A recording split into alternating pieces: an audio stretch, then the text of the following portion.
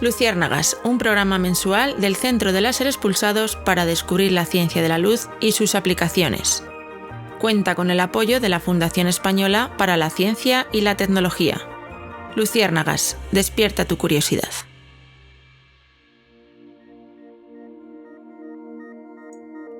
Bienvenidos a este primer programa de Luciérnagas, un podcast que nace con la ilusión de haceros llegar curiosidades científicas sobre la luz, que son los colores, los láseres o la radiación cósmica, por ejemplo. Soy María J. Torrens y junto a mí se ha embarcado en esta aventura Yaiza Cortés, que me ayudará a sacar la máxima información de todos nuestros invitados. Podéis descargaros nuestros podcasts en la página web luciérnagas.clpu.es y en las plataformas iVoox, Apple Podcasts o Spotify. Y sin más preámbulos, empezamos. De los dioses y los maestros de la luz. La edad y el tamaño del cosmos están escritos en forma de luz, y el ser humano, como mínima parte de este universo, comparte su brillo.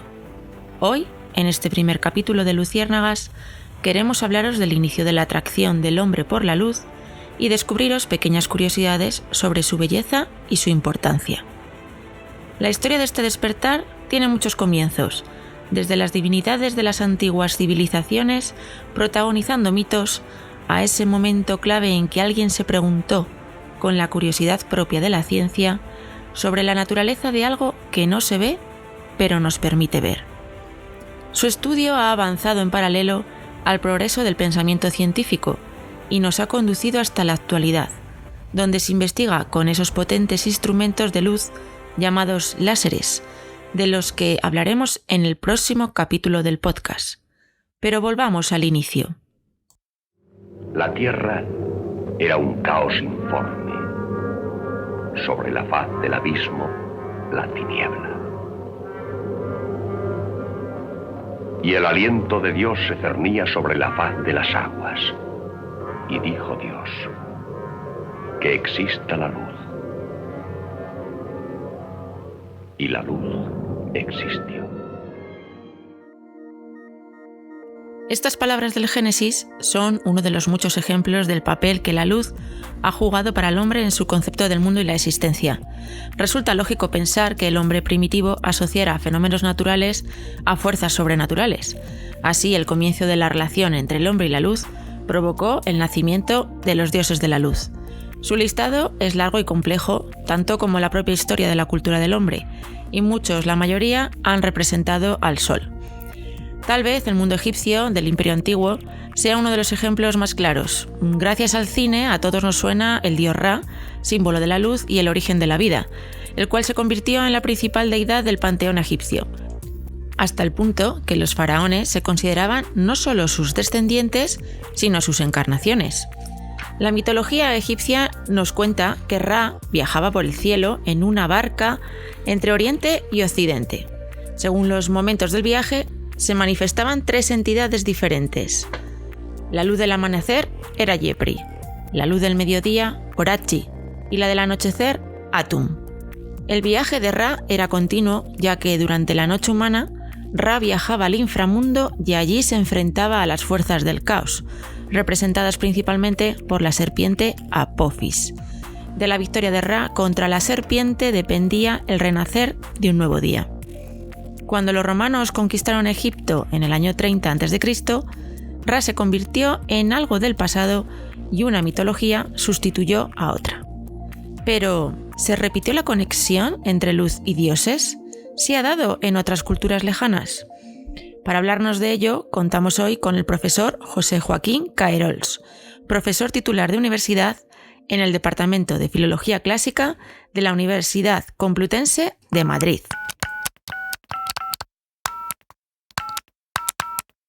Muchas gracias por atendernos, José Joaquín. Encantado. Muy bien, pues la primera pregunta que tenemos es ¿qué rastros ha dejado la luz en la historia de las religiones? Una pregunta quizás muy general. Sí, es una pregunta amplia. En realidad, a priori fácil de responder, aunque pudiera parecer lo contrario. Estamos hablando, como digo, de un elemento que es primordial para la conformación del sistema de creencias y de las ideas básicas que fundamentan la mayor parte de las religiones, en realidad porque operan con elementos básicos, son elementos de la realidad más inmediata, y uno de las percepciones más directas con las que debe trabajar el ser humano es justamente la luz y la oscuridad. Nos encontramos en la mayor parte de los grandes sistemas religiosos, efectivamente, es en muchos de ellos un Dios que está al comienzo mismo de la creación. Si nos vamos a las religiones fundamentalmente de Próximo Oriente, de nuevo nos encontramos con dioses solares. Quizá el componente más, pues el ejemplo más llamativo es el que se da en la región zoroastriana, la región de Persia, donde hay un dios solar, que es Ahura Mazda, que tiene a su vez un par opuesto, que es Ahriman, y ahí lo que tenemos es un desdoble de la realidad divina en un par de, como digo, de opuestos, que luego determina en buena medida no solo la religión, esta religión zoroastriana, sino que ha tenido un larguísimo recorrido, porque ha llegado desde luego al judaísmo, donde claramente el Dios supremo, Yahvé, es un Dios vinculado a la luz, y su opuesto, que es el demonio, el Satán, es un príncipe de las tinieblas, de modo que hay un componente básico y elemental que tiene que ver con cómo funciona la vida, pero luego también cómo se organiza un grupo humano, lo bueno y lo malo. Es decir, hay un componente igualmente ético que organiza, digamos, entiende la vida en términos dualistas, lo que está iluminado y lo que está oscuro, lo que es bueno, lo que es justo, lo que es moralmente aceptable, y lo que es malo, lo que está vinculado a la muerte, al sufrimiento, al engaño, que son las tinieblas y la oscuridad. Eso ha tenido un larguísimo recorrido en el ámbito, como digo, judío y luego cristiano. Y esto solamente ahí. En el caso de las religiones que llamamos derivadas del tronco, o que consideramos derivadas del tronco indoeuropeo, es decir, religiones como la griega, religiones como la celta, como la de la propia Roma, bueno, pues lo que nos encontramos es que la divinidad suprema tiene una raíz, o Zeu, que es una raíz que se vincula claramente a la idea de luz, y sobre todo a la luz del día, a la luz solar. Y ahí es la raíz que tenemos en la palabra Zeus, es la raíz que tenemos en la palabra Júpiter, Diu o Dies Pater. Entonces, profesor, en Occidente y en Oriente no podemos encontrar a lo largo de la historia de las civilizaciones ninguna religión en la que la luz se haya vinculado a lo malo y la oscuridad a lo bueno. No tengo hecho un recorrido exhaustivo por todos los sistemas religiosos, pero desde luego los grandes sistemas religiosos presentan una línea de continuidad y de coherencia en el espacio y en el tiempo. Sí que hay algún caso llamativo. Por ejemplo, he mencionado antes Ahriman y Ahura Mazda, los dos principios que organizan la cosmología zoroastriana. Bien, resulta que Ahriman, que es el principio negativo y que para los zoroastrianos está vinculado a la oscuridad, una divinidad similar o la misma quizá, porque el nombre es prácticamente el mismo, en el pensamiento y en la religión hindú, Ahrimane es una divinidad solar, de modo que no se puede decir exactamente que sea una divinidad solar negativa, sino que se ha producido un cierto trasvase en el paso de un sistema religioso a otro. Y lo que hay es una reorganización de divinidades. Y esto mismo es lo que nos podemos encontrar, por ejemplo, en un caso muy llamativo, que es el del demonio, el del Satán judío, que luego también pasa al ámbito cristiano. Curiosamente, este demonio es llamado también Lucifer. Claro, Lucifer es el latín Luciferus, es el portador de la luz. lo cual es llamativo, porque tenemos un príncipe de las tinieblas que, sin embargo, es aquel que lleva la luz. De hecho, hay un erudito romano, Varrón, que hablando precisamente de Lucifer, dice que esta divinidad se corresponde exactamente, o se corresponde en gran medida, con el griego fósforos. Fos significa en griego luz también. Por tanto, el fósforos es aquel que porta la luz. Nuestro fósforo moderno, en realidad, es un instrumento que sirve justamente para ello, para portar la luz. Pero esa interpretación del demonio, ese príncipe de las tinieblas como Lucífero, es en realidad es el resultado, dicen los investigadores, de una interpretación equivocada a partir de una metáfora que aparece en un profeta obviamente, que es Isaías, en donde se refiere a este ángel caído, que es el demonio, al que llama estrella de la mañana.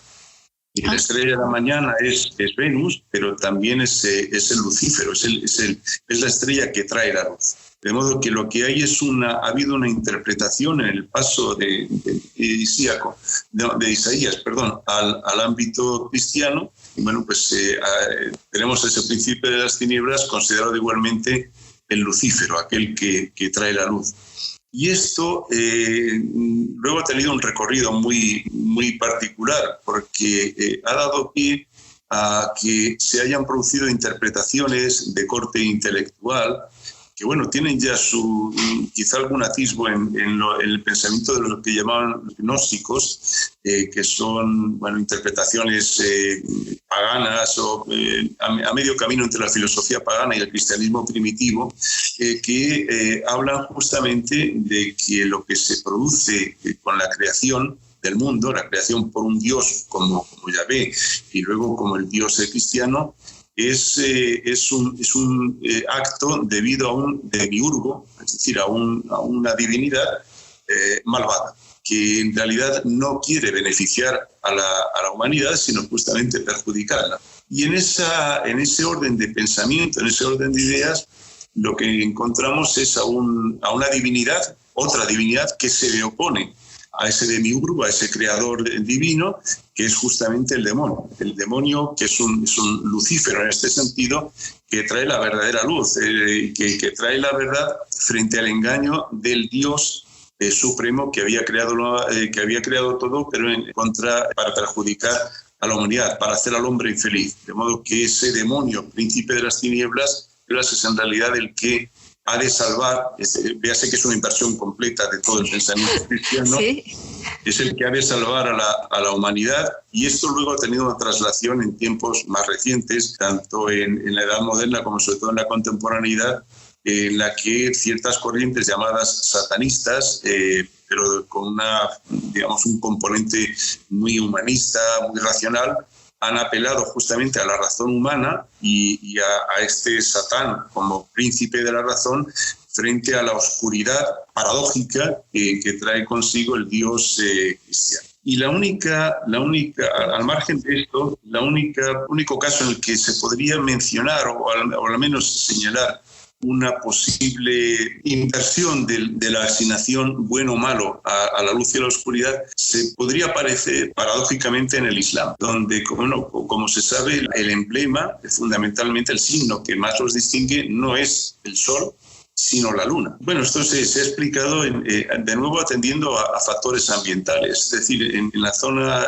arábiga, zonas de desierto, zonas de beduinos. Lo que se considera es que el sol, que es el dador de vida en tantas otras culturas, también es el sol que abrasa, es el sol que acaba con la vida durante el día. De modo que la única vida posible para viajar fundamentalmente es la luz que les llega por la noche.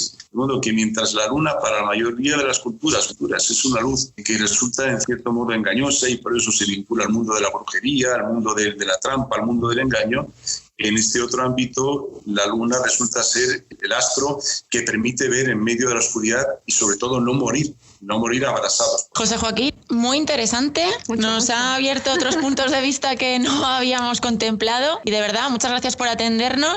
También agradecido. Esto siempre a nosotros nos da la oportunidad de dar un paso más, de indagar y de conocer algo más. También encantado, pero también les estoy muy agradecido.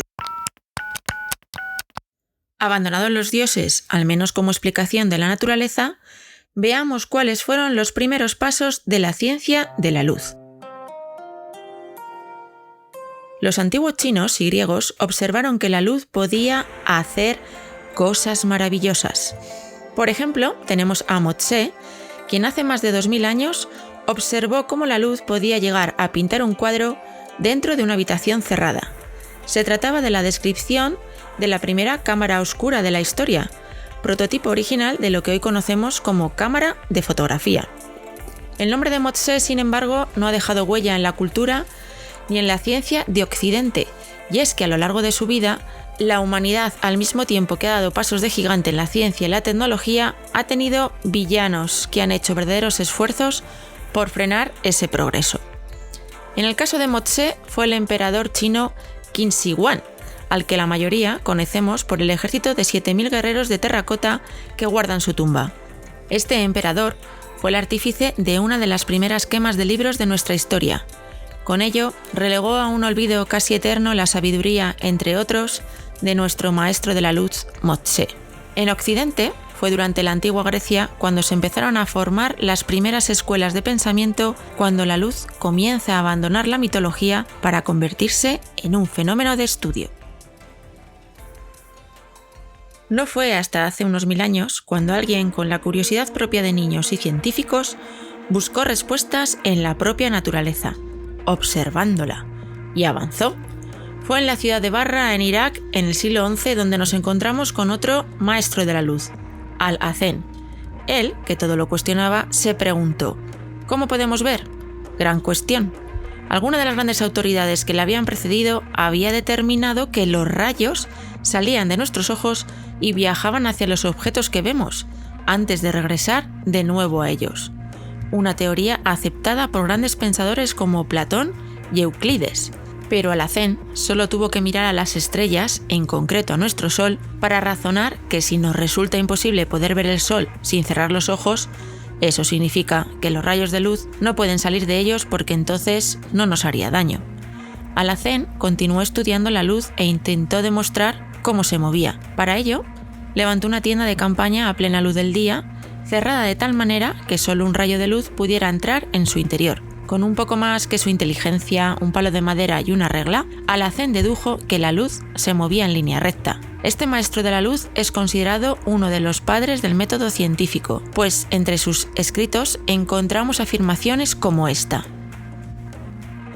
Como buscadores de la verdad, tenéis que ser suficientemente sabios para aplazar vuestros juicios y no confiar a ciegas en los escritos de nuestros antepasados. Solo debéis entregaros a la argumentación y experimentación.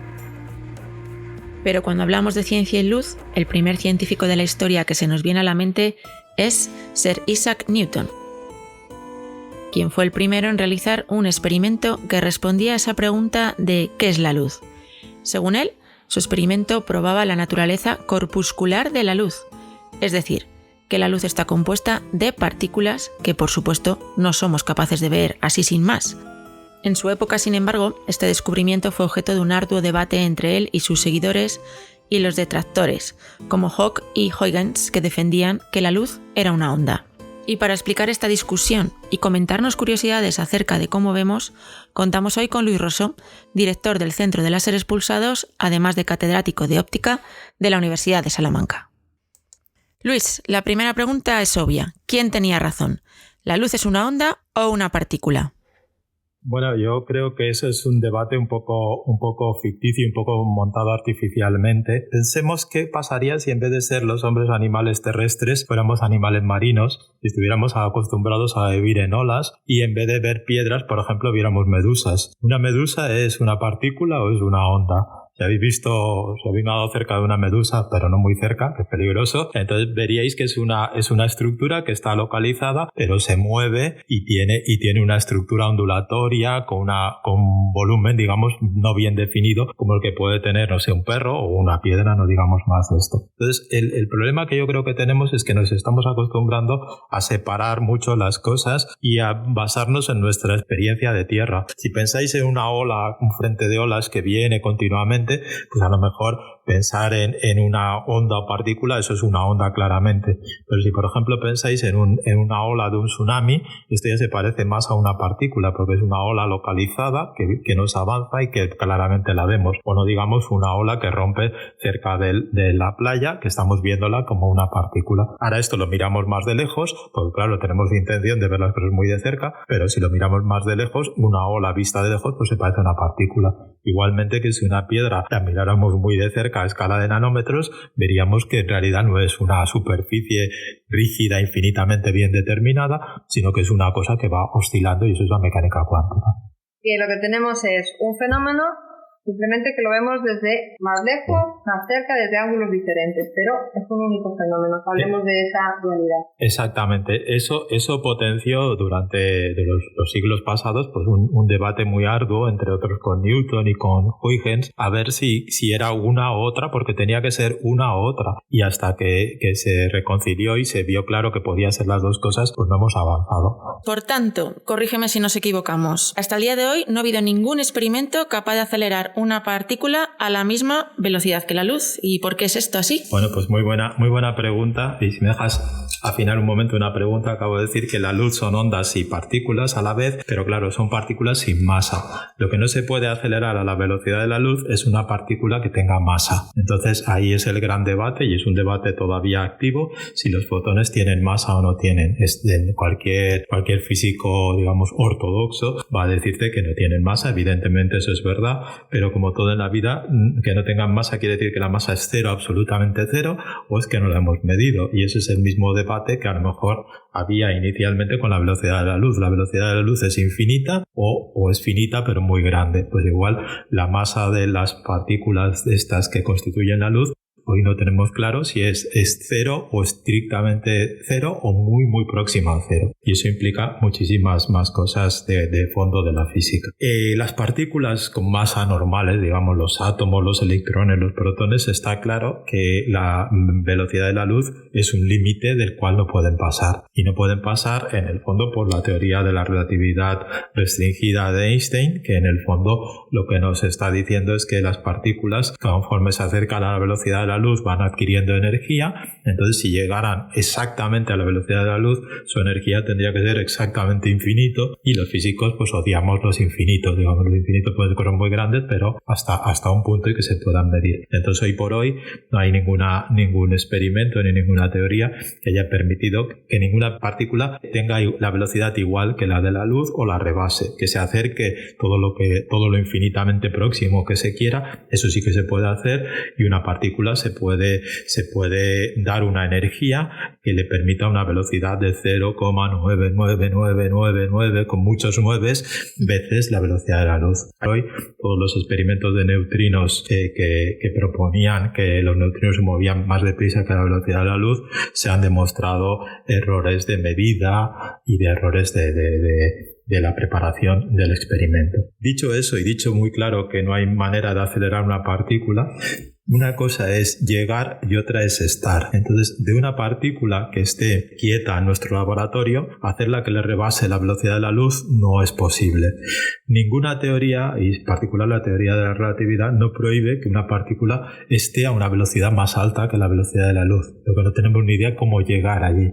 Y esos son las partículas que llaman los taquiones, y eso es también objeto de muchísimo debate, pero debate empírico,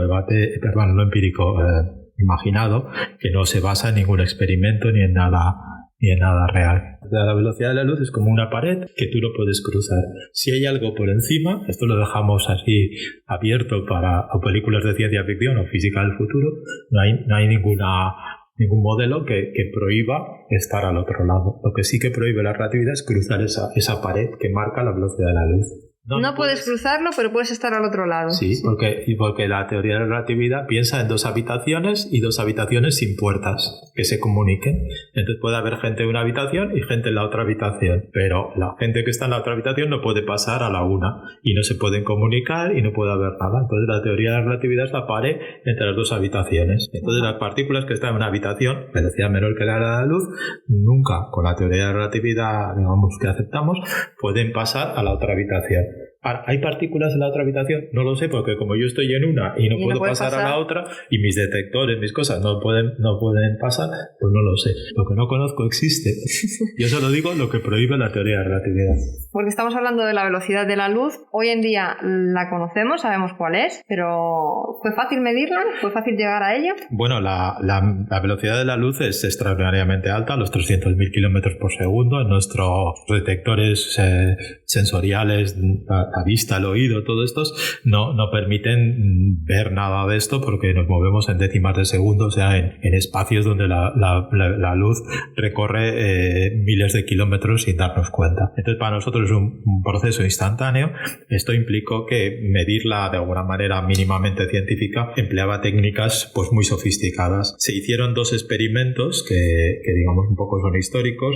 Uno era el físico Erich Romer en el siglo XVII, que intentó verlo a través de satélites de Júpiter, viendo cuando aparecían los satélites de Júpiter y tal, porque claro, estamos hablando de una cosa que ya usa unos cuantos minutos la luz en propagarse de un sitio a otro. Un número interesante es que la velocidad de la luz, por ejemplo, de la Tierra al Sol tarda 8 minutos. Cuando nosotros llega la luz del Sol, ha salido del Sol 8 minutos antes.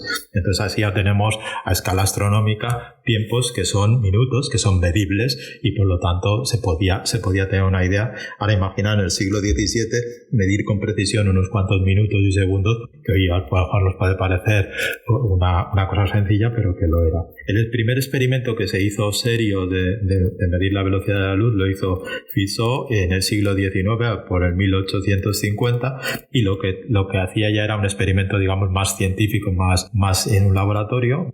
Y es a base de coger un espejo, ponerlo muy lejos y poner una rueda con paletas que fuera cerrándose, que fuera abriéndose y cerrando, girando muy deprisa, y a partir de ahí ya se pudieron tener las primeras medidas que yo llamaría científicas, digamos, de lo que era la velocidad de la luz. Y desde luego tanto el uno como el otro acertaron en la escala, no acertaron en el valor que hoy tenemos con muchísima precisión, pero sí que acertaron en la escala de que eso estaba en el orden de los 200.000, 300.000 kilómetros. Y conocer la velocidad de la luz, ¿qué le ha permitido al hombre? ¿Por qué es importante conocer este dato?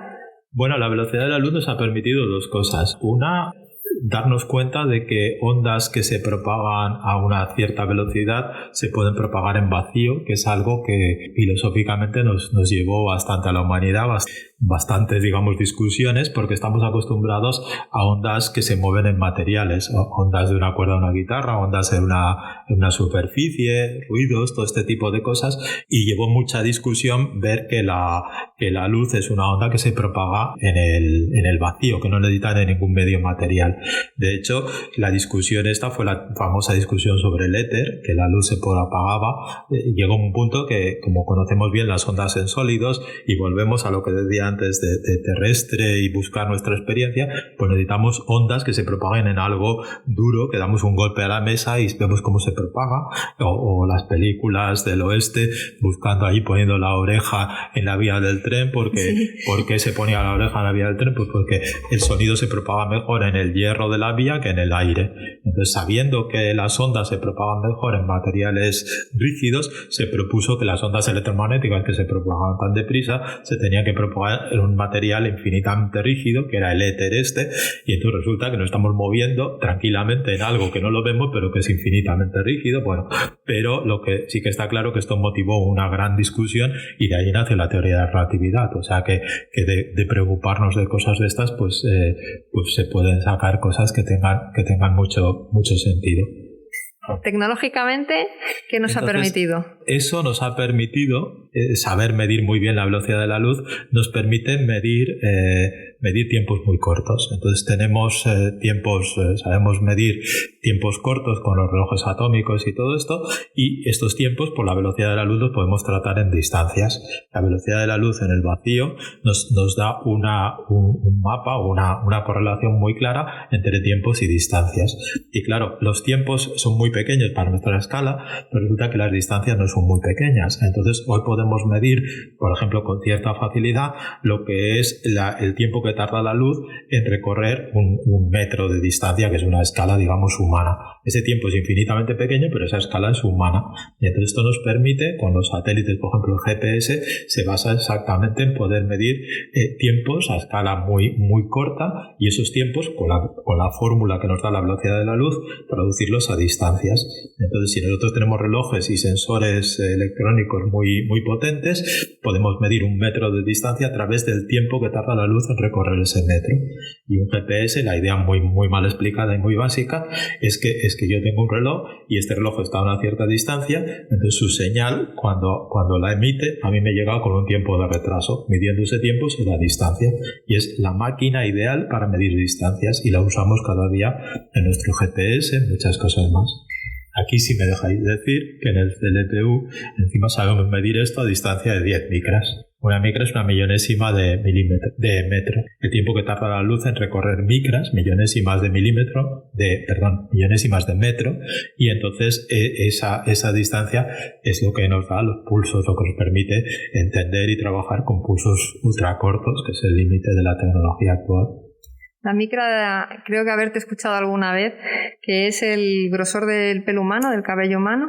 Son centenares de micras. Para entender, tener una idea más. Decenas de micras. Lo que puedes medir más sencillo en micras es el grosor de una hoja de papel. Y además es un experimento que me parece muy bonito de hacer en casa. Tú pones 1000 folios, miras lo que miden, divides por 1000 y tienes el grosor de un folio. Estamos hablando todo el rato de la velocidad de la luz, de esos 300.000 km por segundo en vacío. Pero lo cierto es que cuando pasa a través, por ejemplo, del agua, parece, y pongo comillas con mis manos, que la luz va más lenta, lo cual sabemos que no es verdad. Eso creo que se llama refracción, Luis. Bueno, eso se llama la velocidad de la onda, que es lo que provoca la refracción. Para entender bien lo que es la refracción, lo que hay que entender es lo que es la velocidad.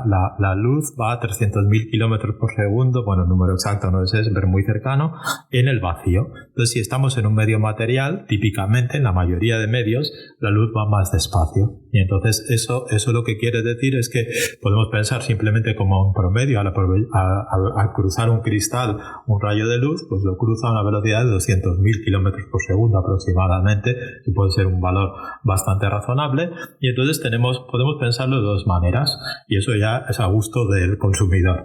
Una manera de pensarlo es pensar que la luz va más lenta, y eso es correcto, y si haces la teoría bien con esto, te salen las cosas bien, pero por fomentar un poco la imaginación, otra manera, en mi opinión, más divertida de pensarlo, es que la luz siempre va a 300.000 kilómetros, pero no está todo el rato.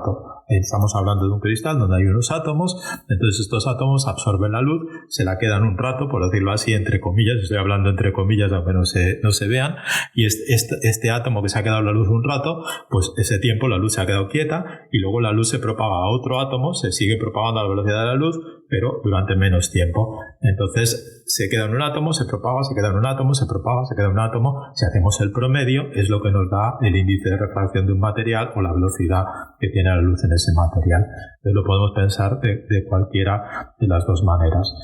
Al cambiar el índice de refracción, las ondas estas que nosotros tenemos cambian de velocidad con cada frecuencia, y eso lo que hace es que al atravesar un medio material, o sea, al pasar de la superficie del vidrio al aire, o de un vidrio a otro vidrio, de un material a otro, lo que hace es que nosotros siempre queremos que las olas continúen bien. En física las cosas nos gustan, igual que decíamos antes, finitas, nos gustan continuas, nos gustan así. Pues todo lo que es la refracción de la luz es una manera complicada, porque al físico nos gusta complicar las cosas para que las más difíciles, de decir que las ondas han de ser continuas. Y es muy bonito hacer un dibujo poniendo una onda continua, y si cambia la velocidad ha de cambiar de dirección, porque por un lado va más deprisa que por el otro, y entonces para que la onda sea continua ha de cambiar su dirección, y eso es la refracción. Luego podemos poner leyes de la refracción todo complicadas que queráis y liarlo al infinito, pero la idea fundamental es que una onda ha de tener continuidad en espacio y en tiempo. Con esto salen todas las leyes. Y la refracción es el efecto por el que cuando el típico que yo meto el lápiz en el agua parece que está doblado. Exactamente, la onda cambia de dirección, o el efecto del prisma, cuando vemos la luz a través de un prisma, entonces vemos cada color tiene una longitud de onda diferente, una velocidad diferente y por tanto sale una dirección diferente, pero es que si intentáramos que salieran todos por la misma dirección, moviéndose a velocidades distintas, con un dibujo de palabras soy incapaz de hacerlo, pero con un dibujo es facilísimo de hacer, ver que para que las ondas continúen bien, las de cambiar de dirección, porque si no, no puedes hacer que las cosas se muevan a velocidades distintas y que mantengan exactamente los frentes de onda, se mantengan en la misma dirección. Pues hemos hablado de ver, y de hecho también al principio hemos dicho que el interés del hombre por la luz estuvo muy relacionado con la curiosidad para conocer los mecanismos por los que veíamos. Así que ahora vamos a pasar a este otro apartado, Luis, si no te importa, y te vamos a preguntar ¿cómo ven nuestros ojos? Esa pregunta no creo que la pueda responder nadie. ¿Cómo nos creemos que sabemos que los ojos ven? La parte importante yo creo para aquí es que los ojos lo que tenemos son unos fotodetectores. Ahora estamos acostumbrados a las cámaras de fotografía, donde tenemos una serie de megapíxeles y cada píxel es un detector que nos capta la luz. Pues nosotros en el ojo tenemos unas células que lo que hacen es captarnos la luz más o menos como una cámara. Y eso es nuestro sistema de visión. Cuando captamos la luz, lo importante que tenemos que captar, y la idea principal que supongo que te refieres, es el color que nosotros vemos y cómo vemos, digamos, todo este espectro. Entonces, la luz está formada por muchos colores, por el espectro, digamos, y esta señal que veríamos con el prisma o con el arco iris. Y este espectro de luz que nosotros estamos viendo, lo que tiene es que si lo intentáramos captar todo, necesitaríamos un sensor que fuera muy complejo. Este sensor muy complejo nos gastaría mucha energía y mucho cerebro porque habría que procesarlo. Entonces hemos ido evolucionando a algo que nos permita vivir, digamos, con un cerebro razonable, y entonces captamos 3 colores que llamamos, pero esos 3 colores no quiere decir que haya 3 colores en la naturaleza, quiere decir que de todo el espectro que nosotros vemos, digamos, todo el espectro que consideramos importante para nuestra vida, lo integramos con 3 señales, lo promediamos con 3 fotorreceptores y de ahí sacamos 3 señales. ¿Y esos 3 colores son? Bueno, esos 3 colores me gustaría dejarlo de otra manera. Son 3 pigmentos que nosotros tenemos en la retina y lo que vemos es la señal dada por estos 3 pigmentos. Cada pigmento tiene un espectro de absorción centrado en una zona más o menos hacia el azul, hacia el rojo y en la zona del verde amarillo.